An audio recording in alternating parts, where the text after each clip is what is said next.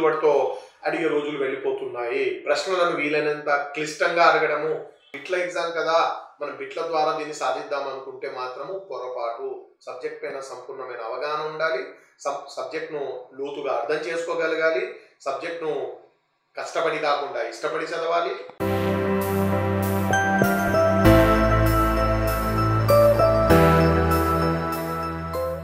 ఈరోజు ఏ పోటీ పరీక్ష తీసుకున్నా చరిత్ర అనేటువంటిది జనరల్ స్టడీస్లో ఒక అత్యంత ముఖ్యమైనటువంటి కాంపోనెంట్గా మారింది.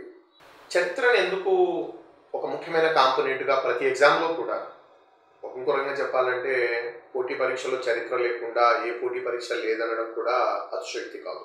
సివిల్ సర్వీసెస్ దగ్గర నుండి మనం గ్రూప్ 4 ఇంకా అంతకంటే కింది స్థాయి పోలీస్ కానిస్టేబుల్స్ ఇవన్నీ కూడా చూసినా చరిత్రకు అత్యధిక ప్రాధాన్యత ఇవ్వడం అనేది జరుగుతుంది. కొన్ని యూపీఎస్సీ పరీక్షలు అయితే భారతదేశ చరిత్ర పైన ఫోకస్ ఉంటుంది. ఇక ప్రాంతీయ పరీక్షలు అయితే తెలంగాణ పబ్లిక్ సర్వీస్ కమిషన్ లేదా ఆంధ్రప్రదేశ్ పబ్లిక్ సర్వీస్ కమిషన్ పరీక్షలు అయితే భారతదేశ చరిత్రతో పాటుగా స్థానిక చరిత్రల పైన ఇంకా ఎక్కువగా ఫోకస్ ఉండడం అనేది జరుగుతుంది. కారణం ఏంటి? ఎందుకు ఒక ఉద్యోగంలో వెళ్ళేటువంటి ఒక ఆఫీసర్కు చరిత్ర పరిజ్ఞానం అవసరమా అనేటువంటిది ఒక ప్రశ్న. ఇక్కడ ఎందుకు చరిత్రకు అంత ప్రాధాన్యత కల్పించారంటే, చరిత్ర పరిజ్ఞానం లేకపోతే పాలకుడుగా సక్సెస్ కావడం సాధ్యం కాదు అనేటువంటి అంశము చాలా క్లియర్గా మనం గ్రహించవచ్చు. ఆంగ్లేయులు మొత్తం ప్రపంచాన్ని జయించారు, అనేక దేశాలను పాలించి రవి అస్తమించని ఒక మహా సామ్రాజ్యాన్ని నిర్మించారు. ఏ దేశాన్ని పాలించినా వాళ్ళు మొట్టమొదటిగా ఏ దేశాన్ని జయించేదాన్ని పాలించిన మొట్టమొదటిగా ఆంగ్లేయులు చేసింది, ఆంగ్లేయ పాలకులు చేసింది ఏంటంటే ఆ దేశ చరిత్ర సంస్కృతి, ఆ ప్రజల గురించి చదవడం అనేటువంటిది అధ్యయనం చేశారు. అంటే ప్రజల సంస్కృతి, ఆ దేశ చరిత్ర తెలుసుకోకుండా ఆ ప్రాంతాన్ని పాలించడము అసంభవం అని వాళ్ళు గమనించడం జరిగింది. ఇప్పుడు ఫర్ ఎగ్జాంపుల్ 18వ శతాబ్దంలో భారతదేశాన్ని ఆంగ్లేయులు జయించారు. ఆంగ్లేయ పాలకులు భారతదేశ గతాన్ని అధ్యయనం చేయడం మొదలుపెట్టారు. ఒకవైపు చరిత్రను ప్రోత్సహిస్తూ మరోవైపు పురావస్తు శాఖను కూడా ప్రోత్సహించారు. ఒక రకంగా చెప్పాలంటే భారతదేశ చరిత్రను నిర్మించి మన ఘన చరిత్రను మనకు అందించింది ఈ ఆంగ్లేయ అధికారులని చెప్పాలి. ఎందుకంటే అది పరిపాలన అవసరంగా దాన్ని భావించడం జరిగింది. అంటే ఒక దేశ చరిత్ర, ఆ ప్రాంత చరిత్ర అనండి, ఆ ప్రాంత సంస్కృతి కానీ తెలుసుకోకుండా ఆ ప్రాంతాన్ని పాలించడము అసాధ్యమని వాళ్ళు భావించడం జరిగింది. అదే రకంగా ఒక గ్రూప్ వన్ ఆఫీసర్ కానివ్వండి, ఒక సివిల్ సర్వెంట్ కానివ్వండి, లేదా ఒక ప్రాంతానికి అడ్మినిస్ట్రేటర్గా వెళ్ళేటువంటి వ్యక్తి కానివ్వండి, ఆ ప్రజల సంస్కృతి, ప్రజల ఆచార వ్యవహారాలు, ప్రజల గత చరిత్ర వీటిని ఖచ్చితంగా తెలుసుకోవాలనేటువంటి ఉద్దేశంతో ప్రతి పోటీ పరీక్షల్లో కూడా చరిత్రను ఒక ముఖ్యమైన భాగంగా చేయడం జరిగింది. అందుకనే అది చాలా ఇంపార్టెంట్ కాంపోనెంట్గా మనకు కొనసాగుతుంది. ఓకే, ఈ మధ్య చరిత్రలో మనకు అడుగుతున్నటువంటి ప్రశ్నలు గమనిస్తే రిక్రూటింగ్ ఏజెన్సీస్ ఏవైనా కానివ్వండి, కేంద్ర భర్తీ సంస్థలు కానివ్వండి, రాష్ట్ర భర్తీ సంస్థలు కానివ్వండి, చరిత్రలో అంటే చాలా లోతుగా వెళ్ళి ప్రశ్నలు అడగడం అనేటువంటిది జరుగుతుంది. ముఖ్యంగా ఈ 3-4 ఏళ్లలో అడిగినటువంటి ప్రశ్నలను గమనిస్తే చరిత్రలో ప్రశ్నలు ఏవైతే వస్తున్నాయో ఆ ప్రశ్నల ధోరణిలో బాగా మార్పు వచ్చిందని మనకు తెలుస్తుంది. ఇంతకుముందు ఉమ్మడి రాష్ట్రం ఉన్నప్పుడు ఏపీపీఎస్సీ పరీక్షలు మనం గమనిస్తే దాదాపుగా 150 బిట్లతో ఒక క్వశ్చన్ పేపర్ ఉంటే 150 కూడా ఏంటంటే ఒక సింగిల్ వర్డ్తో ఆన్సర్ వచ్చే రకంగా ఉండేవి. ఒక సింగిల్ వర్డ్ అంటే ఉదాహరణకు చరిత్రకు సంబంధించి హుమాయూన్ సమాధి ఎవరు నిర్మించారు అనే ఒక ప్రశ్న. అంటే మనకు ఆన్సర్ ఏంటి? ఒక సింగిల్ వర్డ్తో ఆన్సర్ వస్తుంది. అతని భార్య హమీదా బాను బేగం నిర్మించింది. లేకపోతే హుమాయూన్ సమాధి ఎక్కడుంది? ఇంకో ప్రశ్న ఇంకో చోట ఇంకోటి అడుగుతాడు, అది ఢిల్లీలో ఉంది. అంటే సమాధానాలన్నీ సింగిల్ వర్డ్తో వచ్చే రకంగా ఉండేవి. కానీ ఈ మధ్యకాలంలో వాటి ధోరణి మారిపోయింది. చాలా క్లియర్గా కనిపిస్తుంది ఏంటంటే మన రాష్ట్ర భర్తీ సంస్థలు కేంద్ర భర్తీ సంస్థ అయినటువంటి యూపీఎస్సీ ప్యాటర్న్ను ఫాలో అవుతున్నాయి. చిన్న చిన్న పరీక్షలు కూడా యూపీఎస్సీ ప్యాటర్న్లో ప్రశ్నలు అడగడం జరుగుతుంది. ఇప్పుడు యూపీఎస్సీ ప్యాటర్న్ ఏంటి? ఎలా ప్రశ్న అడుగుతారు? ఉదాహరణకు ఇప్పుడు హుమాయూన్ సమాధి పైన ప్రశ్న రావాలంటే యూపీఎస్సీ ప్యాటర్న్లో అడగబోయేటువంటి ప్రశ్న ఎక్కడుంది, అది ఎవరు నిర్మించారు కాకుండా హుమాయూన్ సమాధికి సంబంధించిన కొన్ని లక్షణాలను, హుమాయూన్ సమాధికి సంబంధించిన 4-5 పాయింట్స్ ఇచ్చి వాటిలో హుమాయూన్ సమాధికి సంబంధం లేని అంశం ఏంటి అని ప్రశ్న అడుగుతున్నాడు. ఉదాహరణకు హుమాయూన్ సమాధి అష్టభుజాకారంలో నిర్మించబడింది ఒక పాయింట్. హుమాయూన్ సమాధి ఒక ఎత్తైనటువంటి వేదిక పైన ఉద్యానవనం మధ్యలో నిర్మించబడింది ఇంకొక పాయింట్. అది హుమాయూన్ సమాధి నిర్మాణానికి ఎర్రని ఇసుకరాయి, తెల్లటి పాలరాయి వాడడం జరిగింది మూడో పాయింట్. దీనికి అందమైనటువంటి 4 మినార్లు ఉన్నాయి 4 వైపులా అనేది 4వ పాయింట్. అంటే 4 పాయింట్లు ఇచ్చి ఇందులో హుమాయూన్ సమాధికి సంబంధం లేనిది అని అడుగుతున్నారు. యాక్చువల్గా ఇందులో 4వ పాయింట్ ఏదైతే మినార్లు అని చెప్పానో ఆ 4 మినార్లు దీనికి ఉండవు. అంటే పాయింట్ కంటెంట్ పక్కన పెడితే ఇక్కడ మీరు తెలుసుకోవాల్సినటువంటి విషయం ఏంటంటే ఇంతకుముందులాగా సింగిల్ వర్డ్తో ప్రశ్నలు అడగడం అనేటువంటిది జరగడం లేదు. ఒకవేళ హుమాయూన్ సమాధి పైన మీరు ఆన్సర్ చేయాలంటే దానికి సంబంధించినటువంటి A to Z సమాచారాన్ని మీరు గ్యాదర్ చేయాలి. అంతే తప్ప ఇది ఢిల్లీలో ఉందని ఒక బిట్టు చదువుకోవడం వెళ్తే సరిపోదు. అంటే ఆ సబ్జెక్ట్, ఆ కట్టడం గురించి సంపూర్ణమైనటువంటి అవగాహన కలిగి ఉండాలి.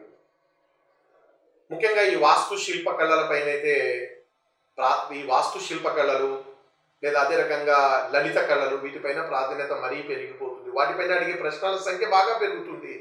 పొలిటికల్ హిస్టరీ పైన అడిగేటువంటి ప్రశ్నలు కొంత తగ్గుతున్నాయి. యూపీఎస్సీలో అయితే పొలిటికల్ హిస్టరీ అయితే ఎప్పుడో అప్డేటెడ్ అయిపోయింది. కాకపోతే రాష్ట్ర భర్తీ సంస్థలు అయితే ఇంకా కొంతవరకు ఈ రాజకీయ అంశాల గురించి కూడా అడుగుతున్నారు. బట్ ఎక్కువగా ఫోకస్ వచ్చేసి సాంస్కృతిక అంశాలపైనే ఎక్కువగా ఉంచడం జరిగింది. ఇక్కడ నేను విద్యార్థులకు అడ్వైజ్ చేసేది ఏంటంటే ఈ వాస్తు శిల్పకళల గురించి చదివేటువంటి వారు ముఖ్యంగా యునెస్కో గుర్తించినటువంటి వరల్డ్ హెరిటేజ్ సెంటర్స్ పైన ఎక్కువగా కాన్సన్ట్రేట్ చేయండి.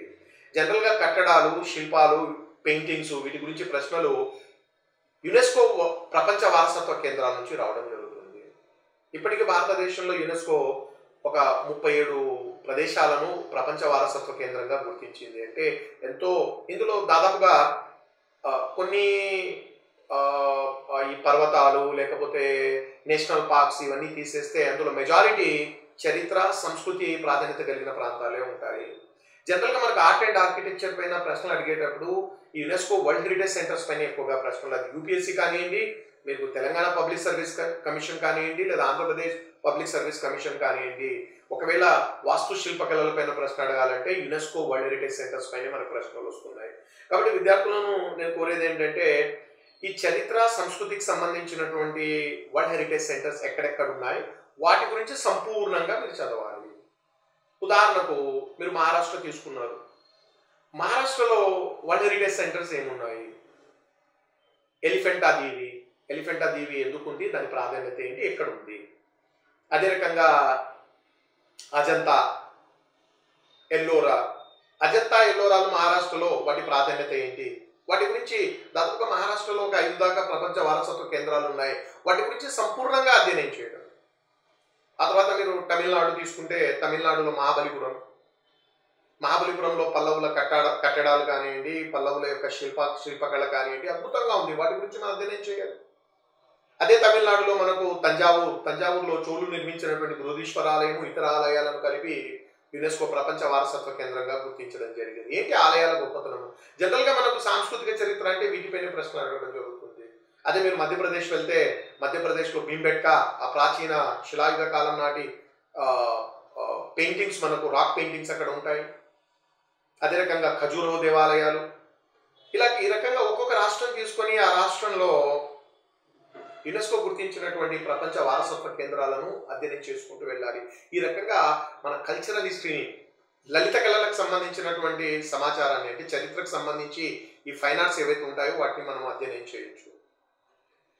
ఇంకా ఈ ధోరణి మీరు చూస్తే ఇందాక నేను చెప్పాను, ఇంతకుముందు యూపీఎస్సీ ప్రశ్నలు ఎలా అడుగుతున్నాడో దాదాపుగా మన రాష్ట్ర రిక్రూటింగ్ ఏజెన్సీ అంటే రాష్ట్రాలు కండక్ట్ చేసేటువంటి ఎగ్జామ్లో కూడా అవే పద్ధతిలో మనకు ప్రశ్నలు రావడం అనేటువంటిది జరుగుతుంది. అంటే సింగిల్ వర్డ్ ఆన్సర్స్ మనకు పూర్తిగా రావడం లేదు. ఇంకొక ప్యాటర్న్ ఏంటంటే ఎక్కువగా ఈ మధ్య అడుగుతున్నటువంటి ప్యాటర్న్ ఏంటంటే, ఈ మధ్య నేను ఏపీపీఎస్సీ వాళ్ళు కండక్ట్ చేసినటువంటి అసిస్టెంట్ ఎగ్జిక్యూటివ్ ఇంజనీర్ ఎగ్జామ్ కూడా చూశాను. యాజ్ ఇట్ ఈస్గా దాదాపు నేను ఒక 10-12 ప్రశ్నలు హిస్టరీలో అడగడం చూశాను. 10-12 కూడా కంప్లీట్గా యూపీఎస్సీ. నేను యూపీఎస్సీని కూడా టీచ్ చేస్తాను కాబట్టి ఎగ్జాక్ట్గా అవి యూపీఎస్సీ ప్యాటర్న్లో ఉన్నాయని వెంటనే గుర్తించడం జరిగింది. ఎలా ఉంటుంది యూపీఎస్సీ ప్యాటర్న్లో అంటే, ఇందాక ఒక ఎగ్జాంపుల్ ఇచ్చాము హుమాయూన్ సమాధి. ఇంకొక ప్యాటర్న్ ఏంటంటే ఒక 3-4 స్టేట్మెంట్స్ ఇవ్వడం, డిఫరెంట్ స్టేట్మెంట్స్ అనమాట. అంటే ఒకటి గాంధీ గురించి, ఒకటి తిలక్ గురించి, ఇంకొకటి 4-3 పాయింట్స్ ఇచ్చి ఈ స్టేట్మెంట్స్లో వాస్తవాలు ఏంటి, కరెక్ట్ ఏంటి, ఇన్కరెక్ట్ ఏంటి 2 రకాలుగా అడగచ్చు. ఆ 4 స్టేట్మెంట్స్ ఇచ్చి, అంటే ఇప్పుడు ఏంటి, మీరు దాంట్లో ఏ ఒక్క స్టేట్మెంట్ మీకు తెలియకపోయినా ఆన్సర్ చేయడం అనేటువంటిది సాధ్యం కాదు. ఇంకొక ఎగ్జామ్లో అంబేద్కర్ గురించి ప్రశ్న అడిగాడు. అంబేద్కర్ స్థాపించిన అనేక సంఘాలు ఉన్నాయి, రాజకీయ పార్టీలు కానివ్వండి, దళిత సంఘాలు, ప్రజా సంఘాలు, ఆయన చాలా సంఘాలు ఏర్పాటు చేశాడు. దళితుల హక్కుల కోసం పోరాడడానికి అనేక సంఘాలు, వరుసగా సంఘాలు రాజకీయ పార్టీలు ఇచ్చి ఇందులో అంబేద్కర్ స్థాపించిన సంఘాలు ఏంటి అని అడిగాడు. మళ్ళీ దాంట్లో కాంబినేషన్ 2-3, 4, అంటే మొత్తం అంబేద్కర్ ఏ సంఘాలు స్థాపించాడో వాటి మీద పూర్తి అవగాహన ఉంటే తప్ప మనం ఆన్సర్ చేయలేము. ఒకటి తెలిసి ఇంకోటి తెలియకపోతే మనం ఆన్సర్ చేయడం అనేటువంటిది సాధ్యం కాదు. ఇంకొక ప్రశ్న కూడా, అంటే మారిన ధోరణి గురించి నేను వివరించే ప్రయత్నం చేస్తున్నాను. సింగిల్ వర్డ్తో అడిగే రోజులు వెళ్ళిపోతున్నాయి. ప్రశ్నలను వీలైనంత క్లిష్టంగా అడగడము, అంటే ఒక ఎస్సేలో సమాచారం ఎంత ఉంటుందో దాన్ని మొత్తము ఒక చిన్న ఆబ్జెక్టివ్ ఎగ్జామ్ ఇచ్చేటువంటి ప్రయత్నం జరుగుతుంది. గాంధీ గారు శాసన ఉల్లంఘన ఉద్యమాన్ని ప్రారంభించేటప్పుడు ఆంగ్లేయులకు 11 డిమాండ్లను వాళ్ళ ముందు ఉంచడం జరిగింది. అంటే ఈ 11 డిమాండ్లను మీరు ఒప్పుకుంటే సరే, లేకపోతే ప్రజా ఉద్యమాన్ని చవి చూస్తారని ఆయన ఒక అల్టిమేటం ఇవ్వడం జరిగింది. దీన్నే మనము 11 పాయింట్స్ అల్టిమేటం అంటారు. ఇంతకుముందులాగా ఓల్డ్ ప్యాటర్న్లో అయితే ఎలా అడిగేవాడు, 11 పాయింట్స్ అల్టిమేటం గాంధీజీ గారు ఏ సంవత్సరంలో ఇచ్చారు లేదా ఏ ఉద్యమ సందర్భంలో ఇచ్చారని ఒక సింగిల్ వర్డ్ ఆన్సర్ వచ్చేటువంటి రకంగా అడిగేవారు. ఇప్పుడు అలా కాదు. ఇప్పుడు మారిన ప్యాటర్న్లో ప్రశ్న ఎలా అడగచ్చు అంటే 4 పాయింట్స్ ఇచ్చి ఈ క్రింది వాటిలో 11 పాయింట్స్ అల్టిమేటంలో లేనటువంటి డిమాండ్ ఏంటి అని అడగడం. అంటే అర్థమేంటి, ఆ 11 డిమాండ్లు గాంధీజీ బ్రిటిష్ ప్రభుత్వానికి ఏవైతే ఇచ్చారో ఆ 11 డిమాండ్స్ తెలిస్తే తప్ప మీరు ఆన్సర్ చేయలేనటువంటి పరిస్థితి. కాబట్టి ప్యాటర్న్ అనేటువంటిది చాలా క్లిష్టంగా మారింది. విద్యార్థులు సంపూర్ణంగా దీన్ని అధ్యయనం చేయాల్సినటువంటి అవసరం ఉంటుంది. ఏదో పైన బిట్ల రూపంలో చదువుకొని వెళ్ళి పరీక్ష రాద్దామంటే అది పొరపాటు. మేబీ ఇంతకుముందు పాత ప్యాటర్న్లో కేవలం బిట్లు చదివినా సక్సెస్ వచ్చిందేమో, కానీ ఇప్పుడు కొత్త ప్యాటర్న్లో బిట్ల ఎగ్జామ్ కదా, మనం బిట్ల ద్వారా దీన్ని సాధిద్దాం అనుకుంటే మాత్రము పొరపాటు. సబ్జెక్ట్ పైన సంపూర్ణమైన అవగాహన ఉండాలి, సబ్జెక్ట్ను లోతుగా అర్థం చేసుకోగలగాలి, సబ్జెక్ట్ను కష్టపడి కాకుండా ఇష్టపడి చదవాలి. ఇవన్నీ క్వాలిటీస్ మీరు డెవలప్ చేసుకున్నప్పుడే విజయం మీకు వరిస్తుంది. లేకపోతే చాలా డిఫికల్ట్. ఇలాంటి ఆసక్తికరమైన వీడియోల కోసం రైట్ చాయిస్ ఇండియా ఛానల్ను ఇప్పుడే సబ్స్క్రైబ్ చేయండి.